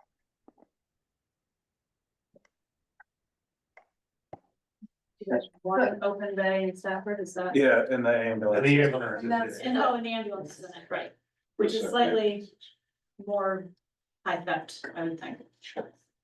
So I realize this is new information. If there are better ideas out there, we'd like to hear them. Based on, everybody that's on that committee is a voter and a taxpayer, and they have a lot of other roles, but, I'm a taxpayer too, and we wear, we all are, and we all wear those hats. And this is what we believe in, that will be money well spent. When you hear about the costs, fire stations, anywhere from, $500 to $1,000 a square foot. That's a significant amount of money in a long time. And we all know how long these things take, even if there's bonding or whatever, and I don't know about that kind of financing. So I'm not gonna speak about it, but it takes time, and I don't think time is on our side. I don't think time is our friend here. And everybody that I talked to that's not on the committee about this, that have knowledge about facilities and facilities management say, if you got the building, bleach the whole thing and spray foam it, you could park trucks in there. That's how it works. It's just to get rid of, solve the water problem. Bleach, I'm saying bleach it. I don't really know how mold is gonna get. You It doesn't can't work in my refrigerator. It makes mold spores explode and spread. It does. Okay. But whatever they use, hydrogen peroxide, I don't know. They make it go away and then the water table's lower, so it doesn't come back. And then it's monitored and, I don't know, maybe the facilities building committee becomes the monitoring. There's weird complexities there about, Question, who would be the monitor? I don't know, you. We can Me? monitor. Oh, Sure, a we can elect facilities you. manager. Any, why not? So I think the last round, and I'm including the, the trailer in it, because we did need to have housing for the 2 firefighters separate. That was around 100K. And if what we're talking now with the trailer and all this work, which we're kind of talking about in parcels, we really don't have, pinned down figures on any of it. Yeah. It sounds like it's gonna be in 6 figures again. So I guess I just really like to see what that is and what it does and how much is long-term. Does it feed into long-term, or is all, once it's gone, it didn't really build up anything or make it viable for very long. I guess I just wanna know, I mean, we can't really say anything tonight anyway, we don't have any figures or No, specifics. of course, no, and we're not asking for any money.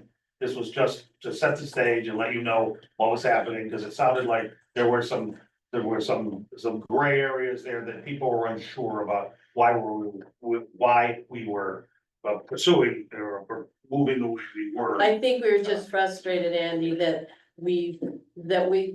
this idea of a collaboration committee that's focusing its attention on a long-term collaboration of what's best, what's the smartest move on buildings and strategies Right. for the long-term health of the town and emergency I services, understand. ambulance and fire. And we're just getting further away from that. Well, That's what you heard, was frustration with that. I understand that this is short term. I guess I just wanna know, are we spending, cause then we're talking, altogether it could be 200, 300 grand on this, on station 13. And what For these what issues. is the rent, you were saying a rent Well, no, rental has some sort of an inflatable firehouse. It's kind of weird. It's a fire station for rent. It's kind of new. And it has, 4 bays. It goes up and it comes completely assembled with utilities and that, and But it's just a garage. it's a garage. Yeah, No, it's a no, garage. no housing. No housing. Well, it's got heat, It's got, It's really but it expensive. has no It's- facilities. But if it's 10,000 a month, how many months do we need it? About 2 to Until we 5 build a new years. firehouse?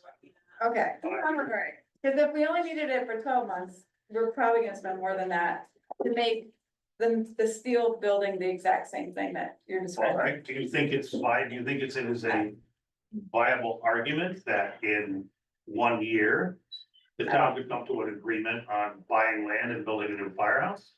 I'm not feeling that at all, Now, when they saw the figures. based on the way I saw the townspeople react to the prior budget or the budget. I don't see that will is in the taxpayer.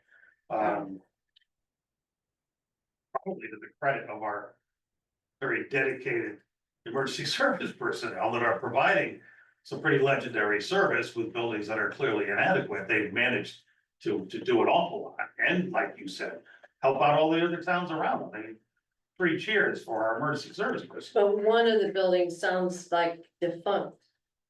So I guess I'm just a little, that's what I'm trying to get my head around. It would be great to feel like the steps that we're deciding and that your committee is recommending now moves us somewhere toward the trajectory. Well, the problem is, in order So- to move towards the trajectory, we have to start from a position of stability. We have to have at least some baseline level of coverage in the town, and we currently don't have that. So we're trying to create a foundation of how we move forward Mhm. on a swamp. Mhm. And Yeah. we can't do that. We need to at least know that for 2 to 5 years, we've got some amount of emergency services stability, even if it can't last longer than that. Just so we can do the building that's going to last for another years.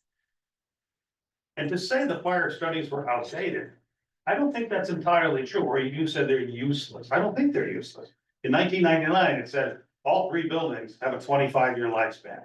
That's where we're at. We're at that 25 years. Mhm. So I guess they were right, that, you know, we didn't do everything they said. I mean, some of it was done. But even it said, a new roof will give you another 25 years, And we Not- got it. another 45 or 50 years. And yes, we are looking at a 50-year plan. And this is Andy speaking, not on behalf of the committee.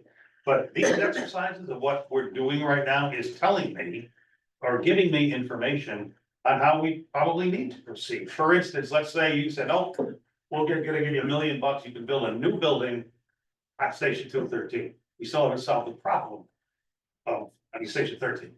We still haven't solved the problem of what to do right now with the equipment and the personnel. So even if you said, here's all the money you want, Good luck, have- honey. we still have we still have that same problem. How do we, I mean, right now, if you look at where the 2 stations are, at least 50% of the town is far away from it, is not close by.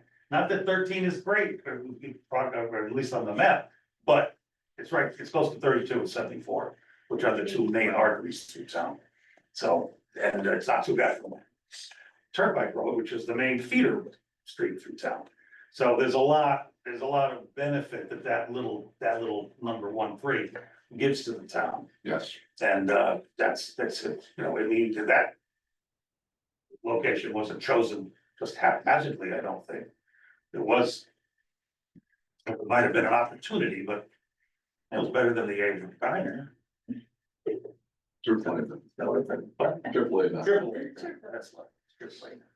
Anyway, that's where we're at. So the next steps will be that, you know, ruminate over this. I will send you copies of slideshow if you're interested. I mean, I can actually just, the slideshow probably isn't very valuable. If I can send you copies of all the prior studies.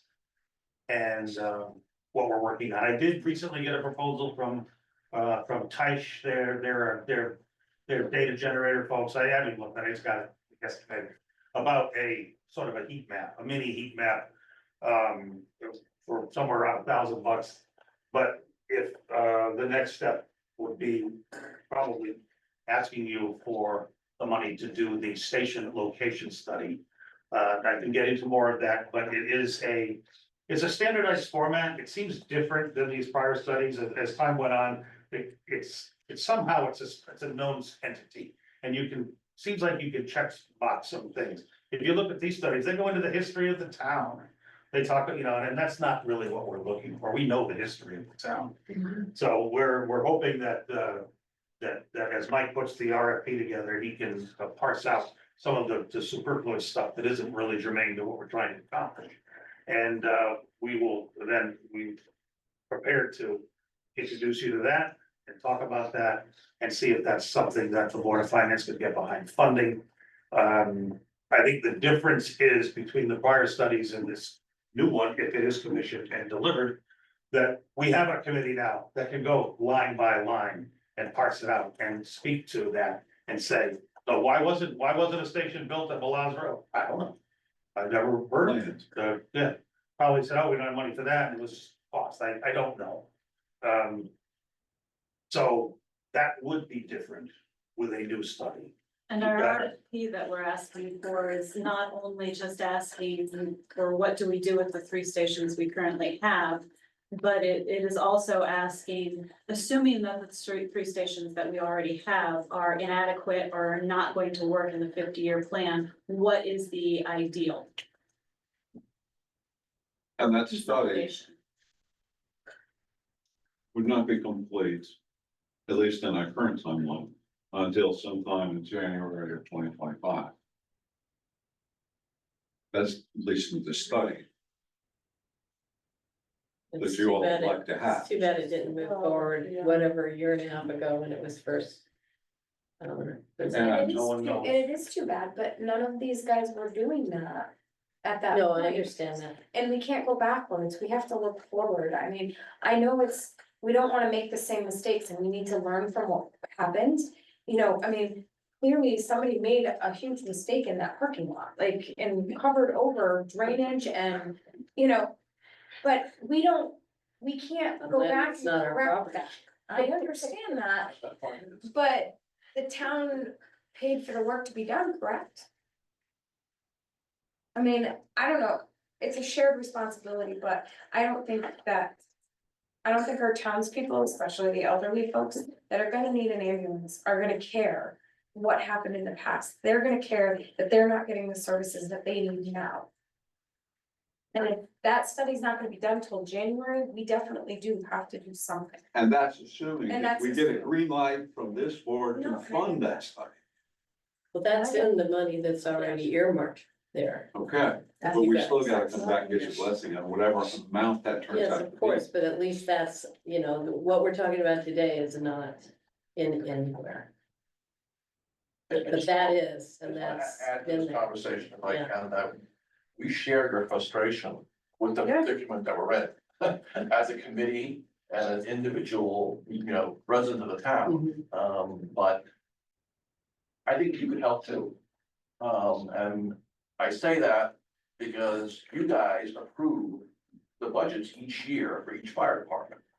Those budgets include public dollars for maintaining those buildings.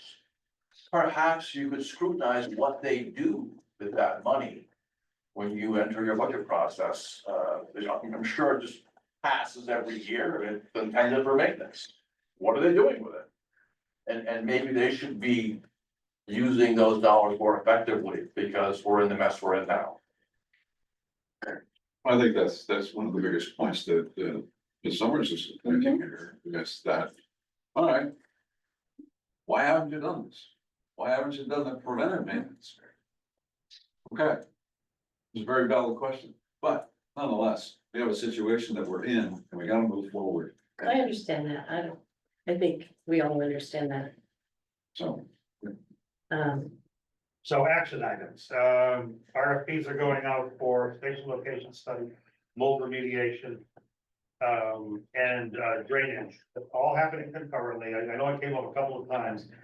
I think the committee feels all of this can be done concurrently, that you do you talk to the mold remediation people, you tell them what we're doing for drainage.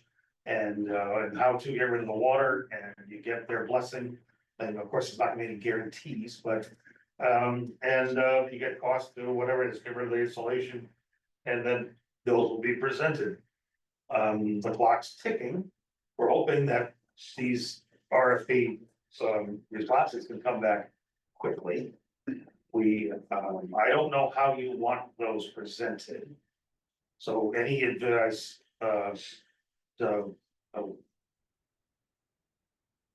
Mr. Lawler, whatever you want to tell me, however you want this presented, I don't know if you want a spreadsheet, do you just want the RFPs from the various companies, do you want me to paraphrase, you want a PowerPoint, I don't care, but I don't know, so, please guide me, just ad hoc, just tell me what I should do.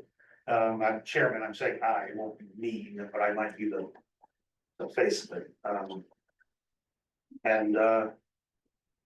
whatever. And then tell me what the next steps are, so you know what we're doing. I don't think we need spreadsheets or anything like that, but what I think we really need is, so we know what the drainage is going to cost, the mold remediation. You know, we need to find out what that's going to Yep. cost as well, you know, then we could go forward, but.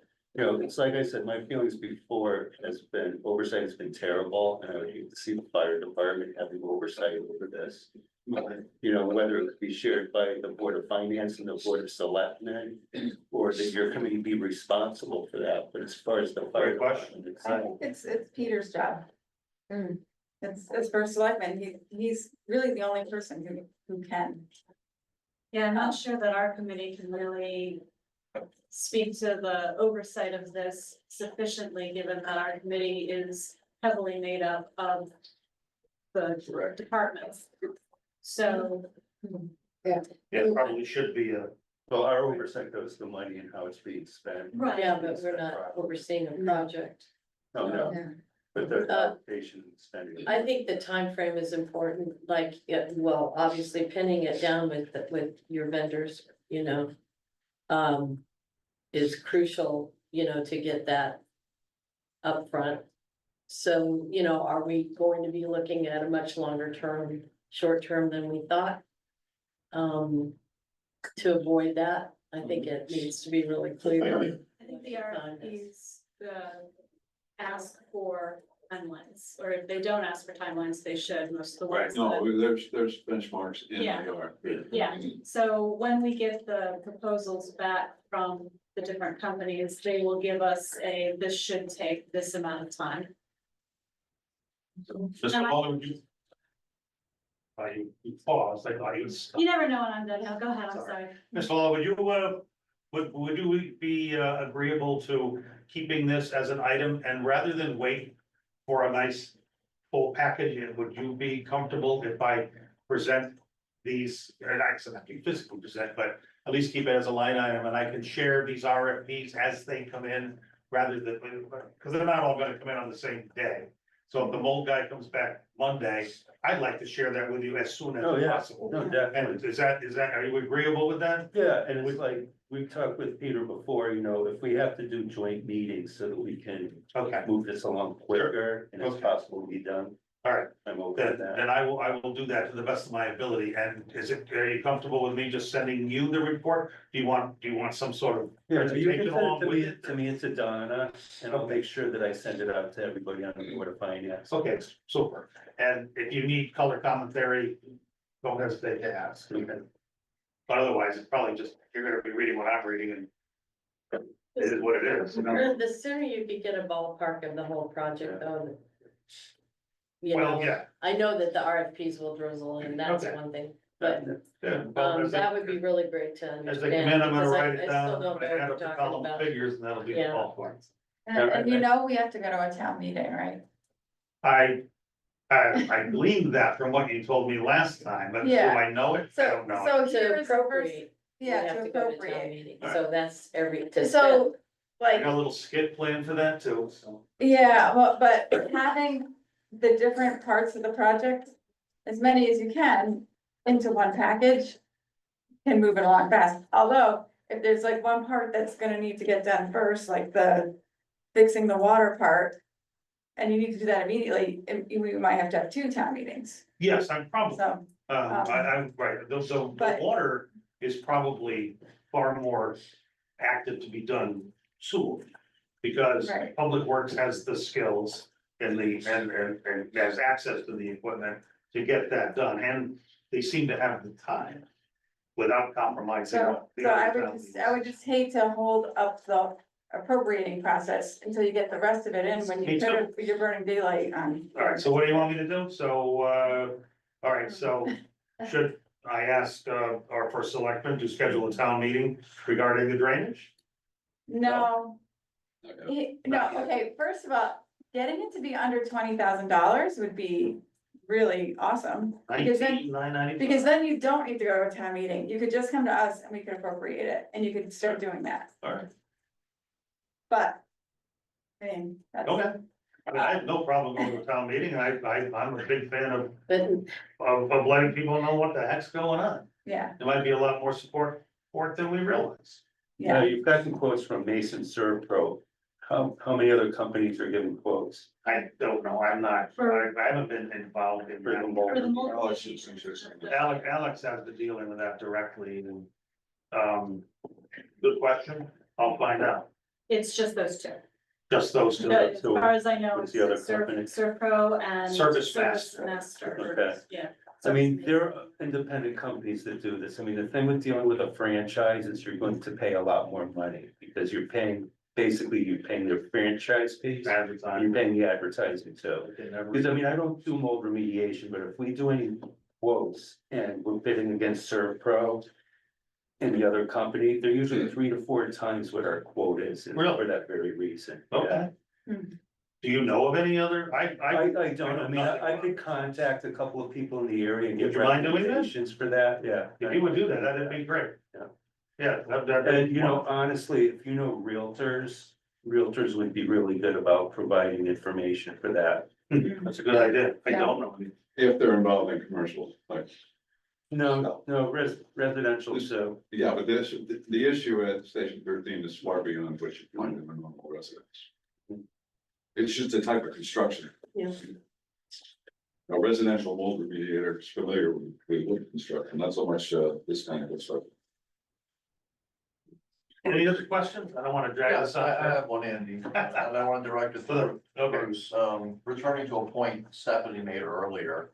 That we seem to be something of a regional ambulance service, that we provide ambulance coverage to neighboring towns, Union. And we seem to be bearing the brunt of it. Recognizing that, I'm wondering, given this extraordinary circumstance. Bruce, could the Board of Finance direct the Board of Selectmen, or our first selectman, to contact the selectmen in the other towns and see if there's any willingness to have a cost share? Well, I know Peter Tanaka has been trying to get together with the town manager over in Tolland. And he's also talked to our state senator as well, you know, about doing something about this. Oh, sure. Yeah, Great, I'm glad to hear that. Because I think Stephanie makes an excellent and point. I've got, Why are we bearing the full burden? I think Pete's already been doing some of that. Yes, I wasn't aware of it. That's great. Thank you. In closing, speaking and thinking of timing, I do have that, proposal from Taish about what they could do with time motion study about where calls are. They'd be getting the information from the same place any other study would. So again, these outside consultants, they're gonna go to the firehouses, they're gonna go to TN, the Tolland Dispatch. Sure, They're all gonna gather their facts and raw data, but from the same sources. It's their interpretation that we're paying for. And that's, so I haven't looked at it yet. I will share it with the committee and I will share it with you at the same time. And thinking of timing and if you're saying that Peter's negotiating, that data would probably be useful in his conversation with other towns. If he knows where all the calls are going. Call records. And He knows. call record and response, so. They have that. What Seish can do, I think I'm saying that right, probably would be quicker to market than any other study. Not without cost. But it may prove viable, even if it's somewhat redundant. We're gonna be getting different information from the location study, even if the raw data comes from a similar source, or the same source. That's it. Again, I don't wanna take over the whole thing, so it's too late. Yeah, no shit. Anything else we should talk about? Anybody else tonight? Anything else? But again, if you can keep it on the agenda, then we can keep talking about it, even if there's no new information. can't take action, Come on. all right, thanks for coming in. Thanks for listening. all right. Pickleball court appropriation, James Cowden. Bet you wish you went first. We could have made a motion. Okay, so how's it going, everybody? I'm James Callahan, Director of Parks and Rec. I'm here with Stuart Fisher from the Parks and Rec Commission. So I did have a handout just with a little background on the timeline of the pickleball project all the way back in June 1st of 2021 at the annual town budget meeting. $39,346 was allocated for the River Road Athletic Complex pickleball court. Recently, on August 6th, Earth Dynamics LLC provided a quote for installing a pickleball court, which would go in concurrently with the ARPA River Road Athletic Complex drainage project. And I attached the quote to the sheet there. The quote price is $48,603, which makes a difference of $9,257. The additional funding will come from the Parks and Rec off budget account, the Lions Club donation fund, which has $13,671.47. If more additional funding is needed from that, we will use the Parks and Rec fund balance. So yeah, the same company, why we're choosing them to do the ARPA and hopefully this project, it will be cheaper with their equipment being on site. So we wouldn't have to have a separate company come in and bring all their equipment. And just a little additional background, I restarted the pickleball program, recently. I had to limit it to 10 participants just because of the court space that we have. We're doing it at the basketball court over at River Road. And there is a demand for more sessions, additional time slots and more people. So with the second court, we were able to have more than one game going at once. Is it gonna be where the volleyball is? No, it's gonna be in between basketball court and the weight workout station. Oh, okay. On the, I believe that's the south end of the park, yeah.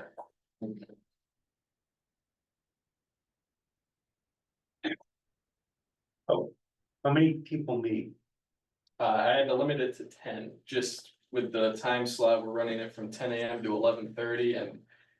It's, people won't want to participate if they have to sit around and wait for games to end up, so we're limited it to 10 just to keep everybody moving on and off the court as fast as possible, so everybody gets a chance to play. So how many other towns in the area have pickleball courts? Mansfield, Holland, I had actually reached out to both of their directors of Parks and Rec over there, Jay O'Keefe and Mansfield. I asked them both, I believe one of the concerns was if pickleball was just a fad and if it was dying out, and both Jay O'Keefe and Bruce Watt and Tolland both said definitely not a fad. Pickleball's here to stay. Our numbers continue to increase indoors at the community center in Mansfield and on their combination tennis pickleball site outdoors as well. So there is a demand. It's probably gonna be an Olympic sport before we know it. 2028, what do you say? Well, they have breakdancing, so.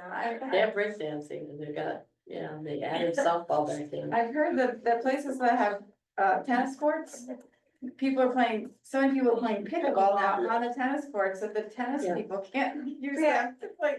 So it is really popular. And actually, it was two rec directors ago. Maureen Parcell, who Yeah. recommended that we get on the pickleball train, and actually, people were like so unaware of it then. Well, it was like 2018. Yeah, When this all started, it's- when this, to get to this to where it was like years in the making. I mean, in larger cities, some of them are, because there's open office space in downtown buildings, they're probably, and as there is in Hartford. Some of them are converting some of that open space to pickleball courts.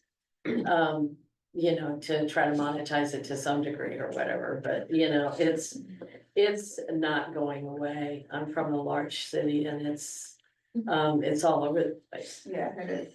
And cropping up new, we would include the court under our current fee structure for reserving. If an outside group wants to come in, we recently reserved the soccer field to a New England International Sport Association. They ran a volleyball tournament, which we received a fee for, so we would be able to monetize the court going forward. That spot too is a good spot because you're really next to our largest residential area, really. And right off the highway, we Mhm. we put in a bocce ball court, and I actually ran into some people from Sturbridge, Massachusetts, who saw that we had a bocce ball court, so they decided to stop and play there, which was nice to see. No one's gonna be shocked about this, okay? I mean, I'm a bit skeptical about spending that much money for something like that, because we just went through this budget process we went through. We had to take a lot of money from Public Works for programs throughout the town that they were not able to do. And to spend something on a recreational program, I think the money would have been better spent if we were to allocate money for this in Public Works. Ralph? Can I ask a question? Yeah. If you don't mind? Yeah. Is there a fee to the residents to use, to participate in this, or is it free? For the program that I'm running right now? Yeah. Yes, $5 drop in, 25 for the whole session.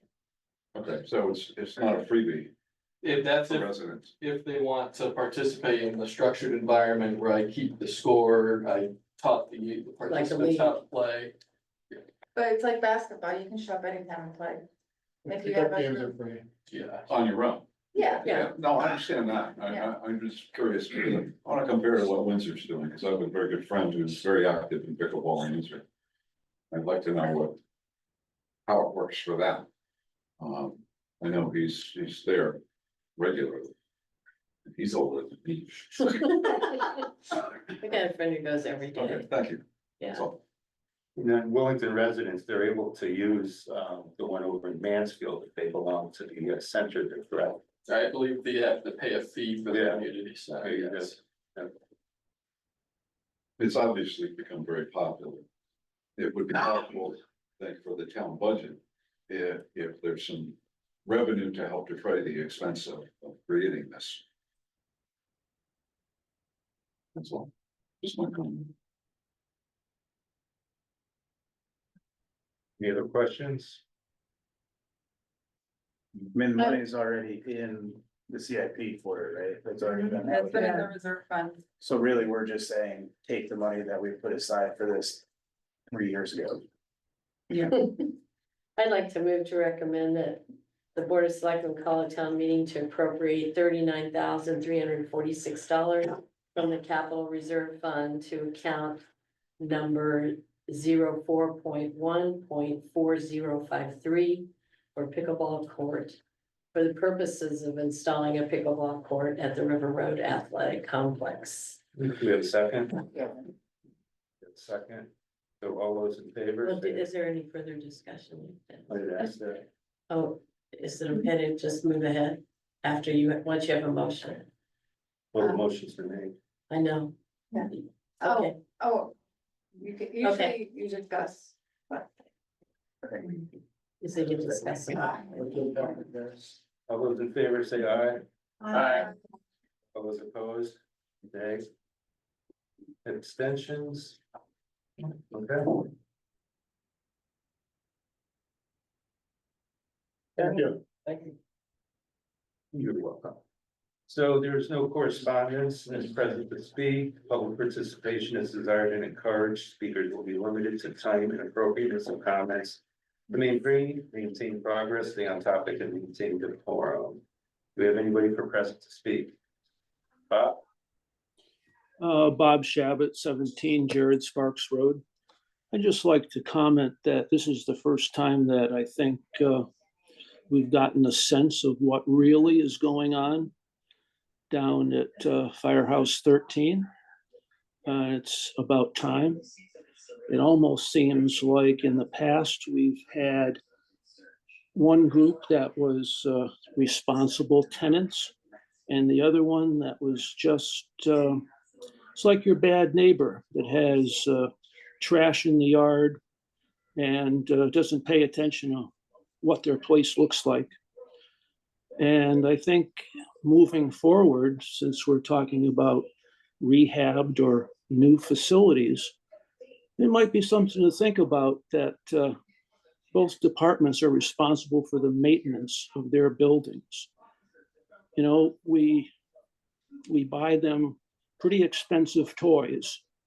And is it too much for the community to ask that these guys act like professionals, not just when they're on the ambulance or on the fire truck, but landowners, property owners, and take care of what you need to do your job. That's all I have tonight. Thank you. Thank you, Bob. Anybody else for present to speak? No? Good and welfare? Do we have a motion to adjourn tonight's meeting? Second.